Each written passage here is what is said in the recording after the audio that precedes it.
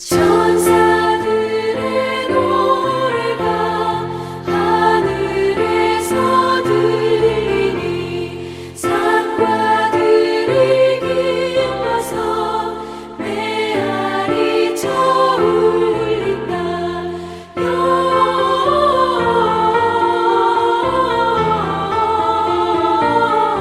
영광을 높이 계신 주께 영광을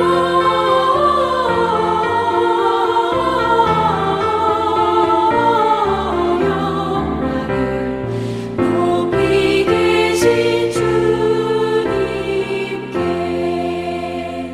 한밤중에 목자들 양떼들을 지킬 때 아름다운 노래가 청하게 들린다. 영광을 높이 계신 주께 영광을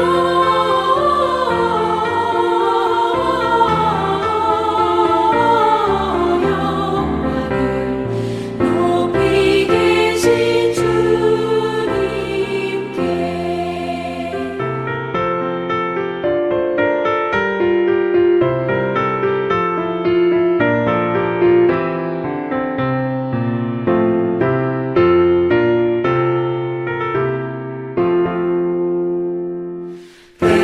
베들레헴 달려가 나시나기 예수께 불어 경배합시다.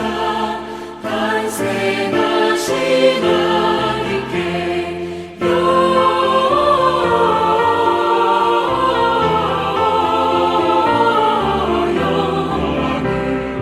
높이 계신 주께 영광을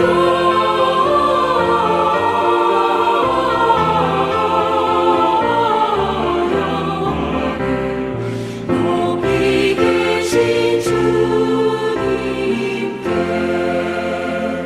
구유 안에 누이신 어린 아기 예수께 우리들도 다 함께 기쁜 찬송 부르자. 영광을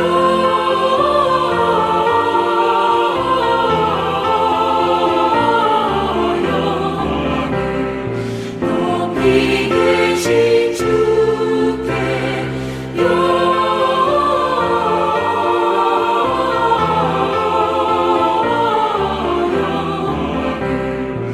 높이 계신 주님께 아멘.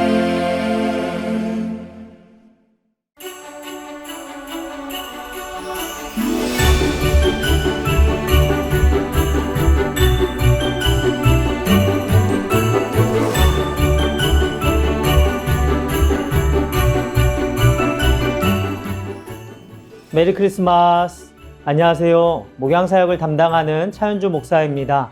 사랑하는 성도님들과 주님의 몸된 더 사랑의 교회를 섬기며 세워가도록 불러주심에 너무도 감사합니다. 영혼 맡은 자임을 잊지 않고 목사이자 설교자로서의 부르심에 언제나 흐트러짐 없이 전심으로 사역하도록 하겠습니다. 기도 부탁드립니다. 오늘은 우리를 위해 사람이 되신 하나님, 그 위대하신 예수님에 관한 이야기를 함께 나누어 보려 합니다. 사랑하는 여러분, 우리 주 예수님은 사람이 되신 하나님이십니다. 우리 신앙의 가장 큰 신비죠. 하나님의 아들, 곧 하나님이신 그분이 저 높고 높은 별을 넘어 이 낮고 낮은 땅 위에 사람이 되셔서 우리를 찾아오신 이유가 무엇입니까? 오늘도 이 세상에서 가장 위대한 이야기를 듣고자 합니다. 우리 함께 그 이야기책을 펼쳐볼까요?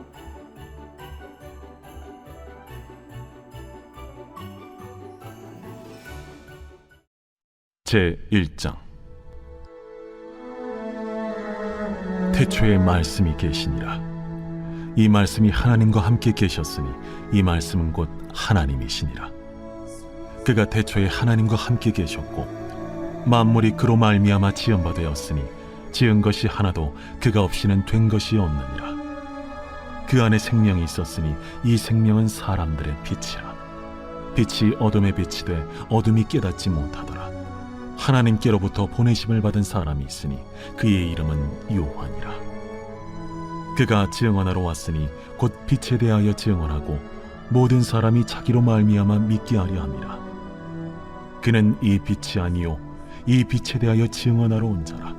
참빛 곧 세상에 와서 각 사람에게 비추는 빛이 있었나니 그가 세상에 계셨으며 세상은 그로 말미암아 지은 바 되었을 때 세상이 그를 알지 못하였고 자기 땅에 오매 자기 백성이 영접하지 아니하였으나 영접하는 자 곧 그 이름을 믿는 자들에게는 하나님의 자녀가 되는 권세를 주셨으니 이는 혈통으로나 육정으로나 사람의 뜻으로 나지 아니하고 오직 하나님께로부터 난 자들이니라. 말씀이 육신이 되어 우리 가운데 거하심에 우리가 그의 영광을 보니 아버지의 독생자의 영광이요 은혜와 진리가 충만하더라. 오늘 우리가 읽은 본문은 전체 요한복음 21장 가운데 머릿말에 해당하는 부분인데요. 우선 20장 마지막 절인 31절을 보면 요한 사도가 이 복음서를 기록한 목적을 이렇게 말씀합니다. 오직 이것을 기록함은 너희로 예수께서 하나님의 아들 그리스도이심을 믿게 하려 함이요 또 너희로 믿고 그 이름을 힘입어 생명을 얻게 하려 함이니라. 아멘. 이 복음서가 기록된 두 가지 목적을 알려줍니다. 하나는 예수께서 하나님의 아들 그리스도이심을 우리로 믿게 하려 합니다. 어떻게 예수가 그리스도이실 수 있느냐? 어떻게 인간이 하나님일 수 있느냐? 어떻게 인간이 인간을 구원할 수 있느냐라는 질문에 대해서 그분은 하나님이시다. 사람이 되어 오신 하나님이시다. 이런 양립할 수 없을 것 같은 예수 그리스도의 본성을 믿도록 하는 것, 그것이 이 복음서를 기록한 목적이라는 것입니다. 다른 하나는 이 사실을 믿음으로 받아들임으로써 우리에게 생명, 영생이 우리 안에 주어지도록 하는 것이 목적이다라고 말씀합니다. 그러한 요한복음의 목적이 머릿말인 오늘 본문의 축소판처럼 그대로 담겨져 있는데 여기서 우리는 예수님이 참 하나님이시자 참 사람이시며 우리와 함께 계시는 분임을 배웁니다. 성탄을 맞으며 우리의 유일한 구원자이신 주님으로 인해 다시 한번 감격하는 은혜가 충만하시기를 주님의 이름으로 축복합니다. 이 시간 본문을 통해 주시는 말씀의 은혜를 하나씩 살펴보도록 하겠습니다. 예수님은 누구십니까? 첫 번째로 그분은 완전한 하나님이십니다. 요한복음은 이러한 장엄한 선언으로 시작합니다. 1절, 태초에 말씀이 계시니라. 이 말씀이 하나님과 함께 계셨으니 이 말씀은 곧 하나님이시니라. 아멘. 여러분, 이 선언을 들으면서 떠오르는 구절이 있으시죠? 이미 우리가 이와 비슷한 선언을 들었습니다. 창세기 1장 1절에 태초에 하나님이 천지를 창조하시니라. 아멘. 창세기의 시작, 성경의 시작은 설명이 없습니다. 무슨 말인가 하면 성경은 하나님에 대한 설명의 책이 아니라는 것이죠. 설명이 없고 선언, 선포만 있을 뿐입니다. 여러분, 인간인 우리가 하나님의 존재를 받아들이지 않는다고 해서 하나님이 존재하시지 않는 것이 아닙니다. 그렇죠? 부모인 우리가 자녀들에게 내가 왜 부모인지를 설명하지 않습니다. 내가 네 아빠다, 네 엄마다 이렇게 선언하는 것이죠. 그러면 자녀들은 부모가 내 부모됨을 믿는 것입니다. 마찬가지로 성경은 태초에 하나님이 천지를 창조하셨다. 이 위대한 선언이 우리에게 믿음으로 받아들여지기를 원하는 것입니다. 태초에 말씀이 계시니라. 이 말씀이 하나님과 함께 계셨으니 이 말씀은 곧 하나님이시다. 요한 사도는 태초에 그분의 아버지와 함께 계신 하나님의 아들을 말씀이라고 불렀습니다. 말씀이라고 번역된 헬라어 단어는 로고스인데 사도는 이 단어를 선택함으로써 헬라 세계에 그리스도를 소개하는 중요한 다리를 놓습니다. 왜냐하면 헬라인들의 철학, 그 생각의 틀이 로고스를 중심으로 이루어졌고 시작, 근원의 의미를 담고 있거든요. 좀 더 쉽게 말하면 헬라 사람들에게 이 로고스는 하나님과 같은 존재였습니다.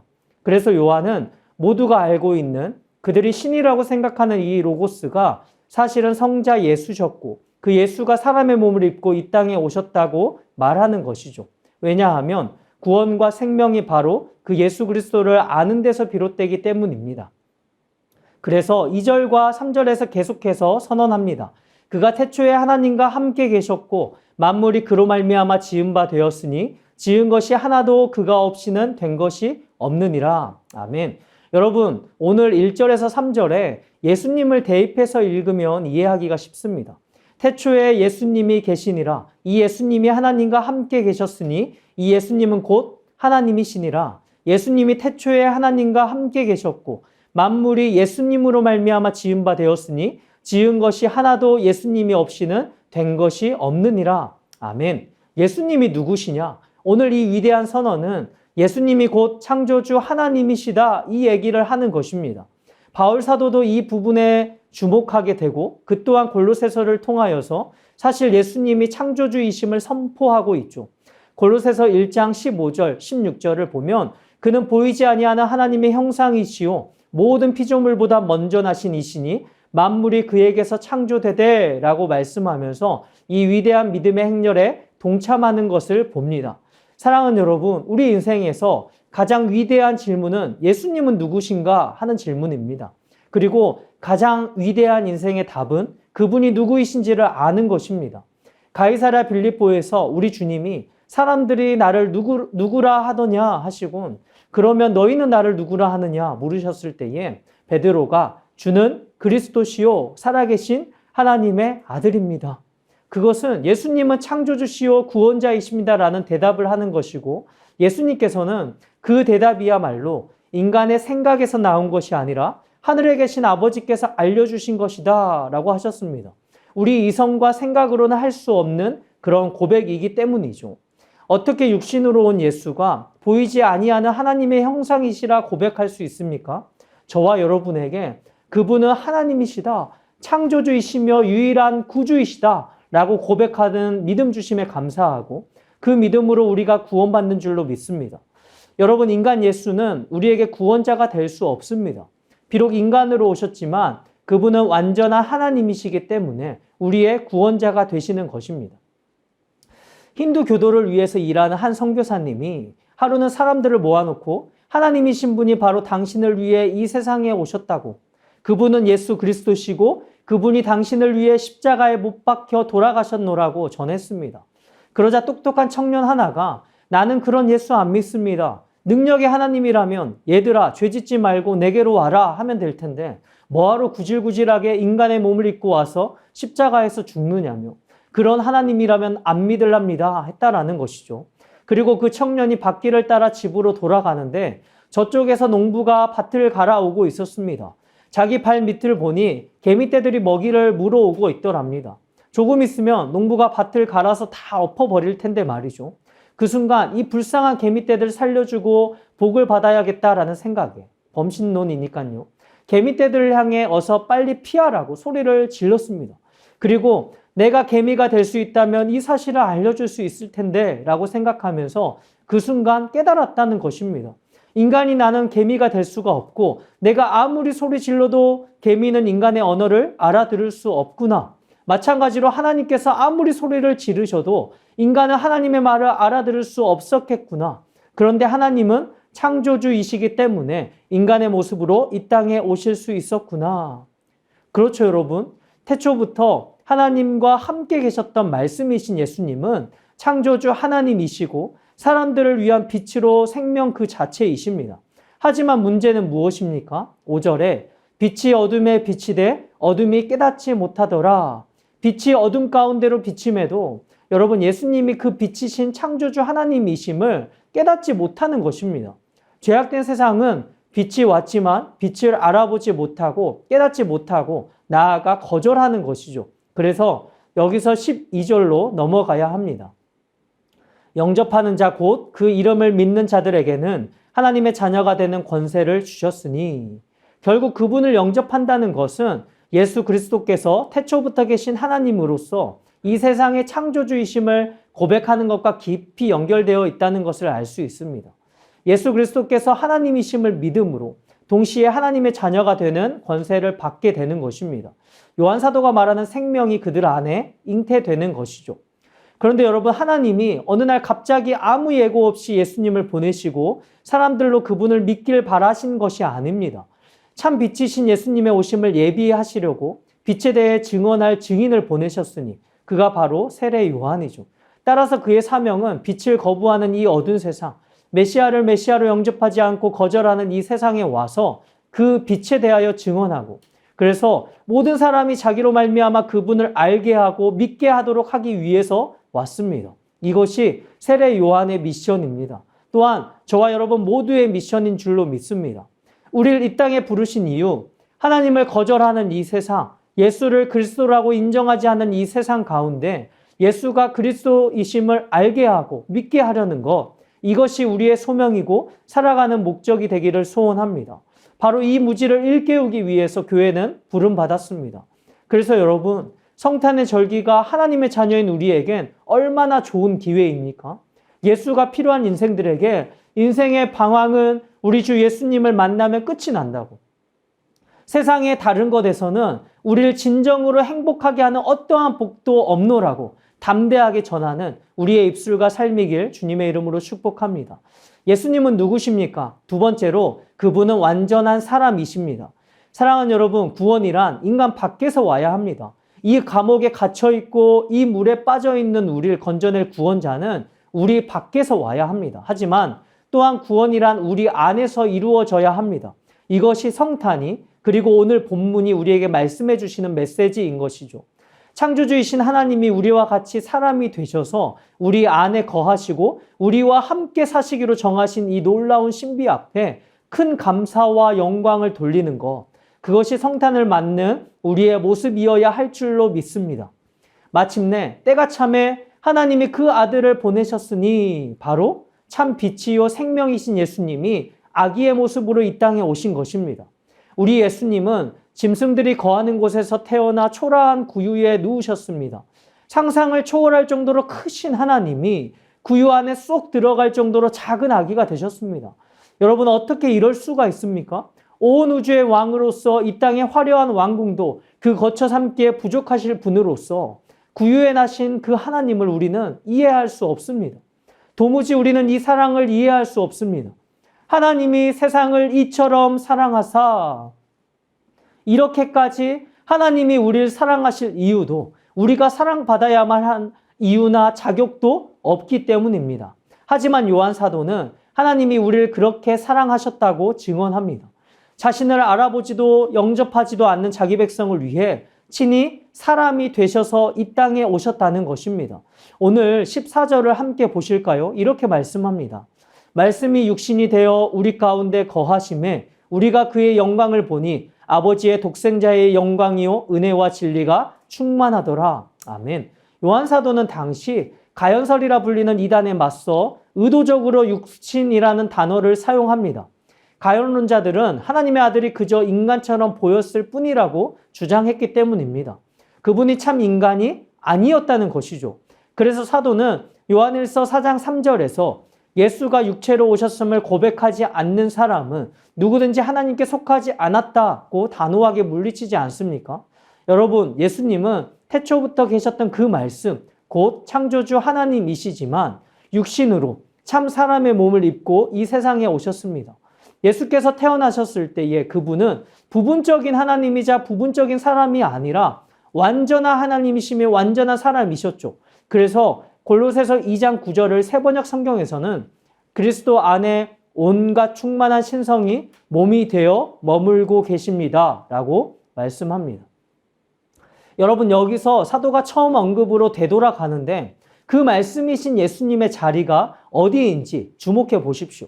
말씀이 육신이 되어 우리 가운데 거하심에, 그 말씀의 자리는 1절에서 말씀하셨던 태초가 아닙니다.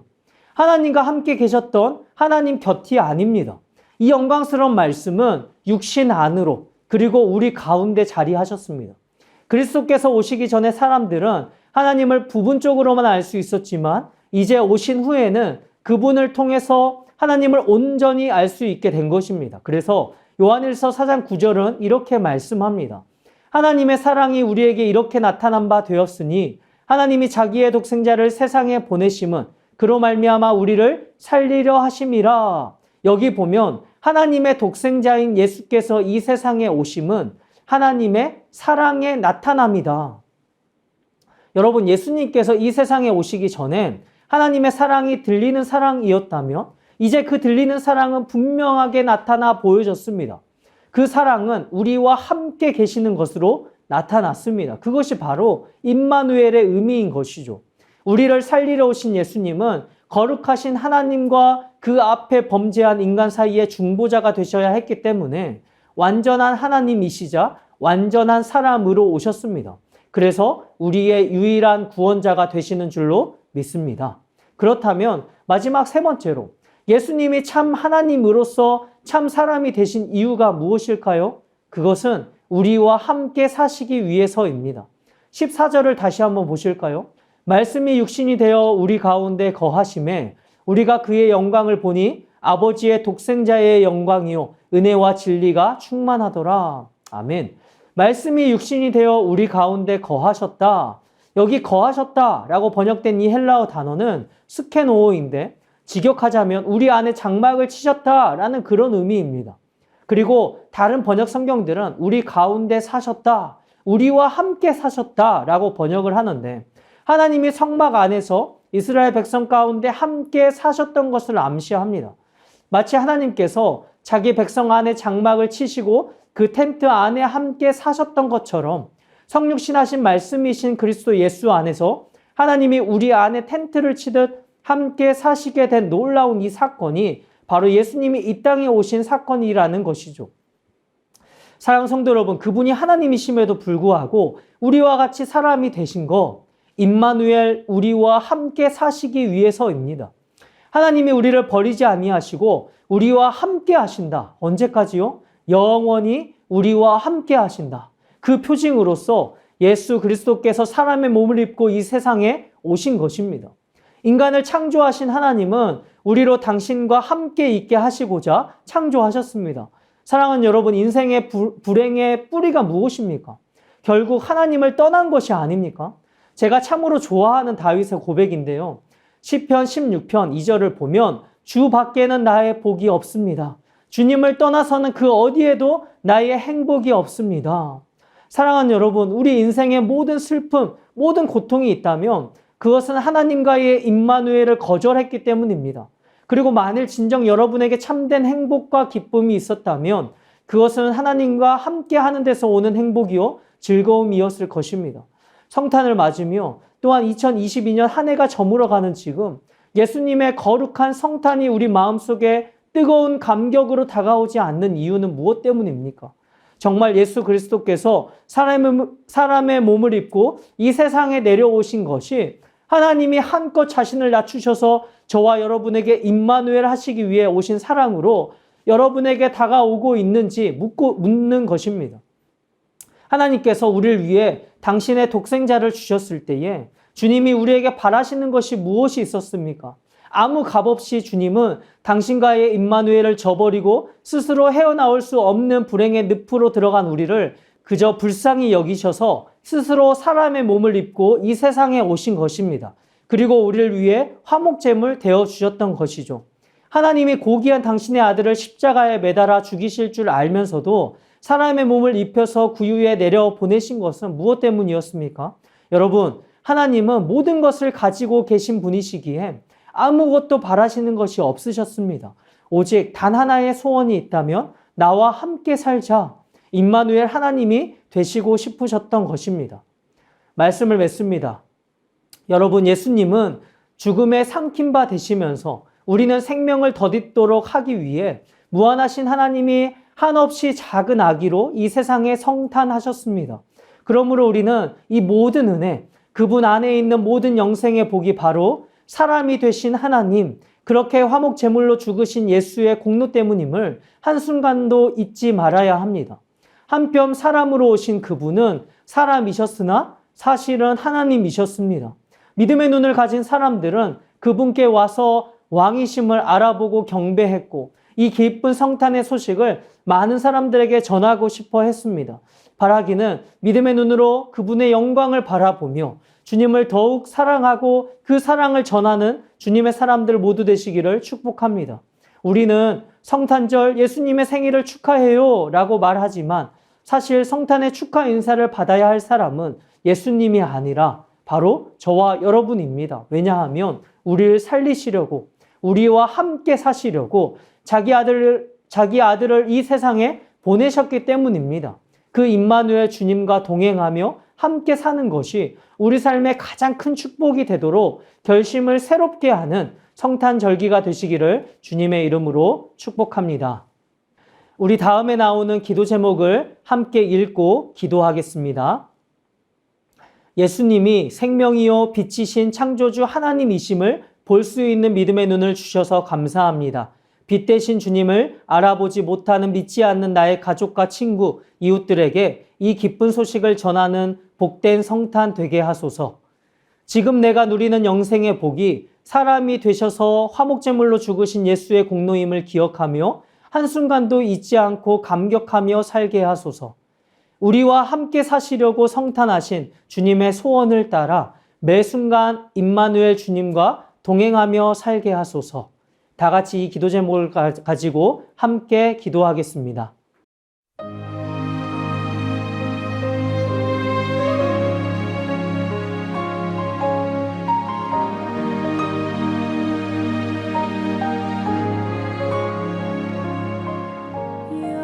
여호와는 나의 목자시니 내가 부족함 없으리. 푸른 초장에 누이시며 나를 쉴 만한 물가로 오 주께서 인도하네. 내가 음침한 골짜기라도 두려워하지 않음은 주께서 나와 함께 하시며 나를 안위해 주시네. 오 주께서 인도하네. 그 손길로 인도하네. 따스한 손길로 인도해. 언제든지 어디서나 변치 않고 사랑해. 그 손길로 인도하네. 따스한 손길로 인도해. 두려움 없고 실패 없네. 주의 사랑 나의 사랑.